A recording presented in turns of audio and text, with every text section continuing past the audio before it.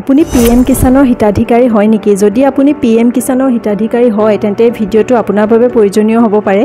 ভিডিঅ'টো শেষলৈকে চাই থাকিব কাৰণ PM কিষাণৰ 20 নং কিস্তিৰ ধন বৰ্তমানলৈকে মুকলি কৰি দিয়া নাই। কিন্তু এই 20 নং কিস্তিৰ ধন আপোনাৰ একাউণ্টত সোমাবলৈ আপুনি কেইটামান কাম কৰিব লাগিব।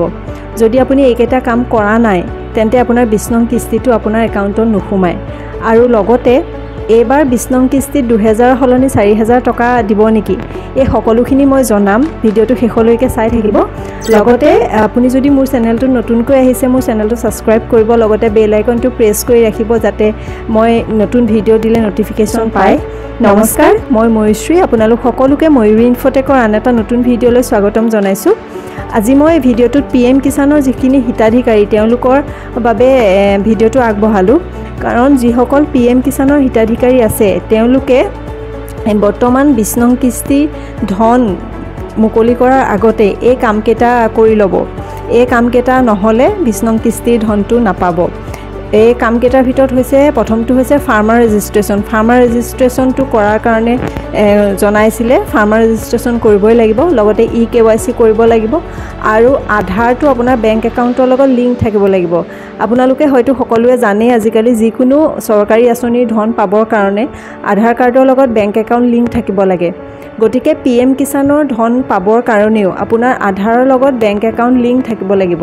যদি আপোনালোকে এইকেইটা কাম কৰা নাই এইকেইদিনৰ ভিতৰতে সোনকালে কৰি লওক। কাৰণ ফাৰ্মাৰ ৰেজিষ্ট্ৰেশ্যন নহ'লেও আপোনাৰ একাউণ্টত ধন নহ'ব, EKYC নকৰিলেও নহ'ব আৰু আধাৰৰ লগত বেংক একাউণ্ট লিংক নাথাকিলেও আপোনাৰ পইচা নোসোমাব পাৰে। জুন মাহৰ শেষৰ কেইদিনতে PM কিষাণৰ ধনটো মুকলি কৰিব বুলি জনা গৈছে।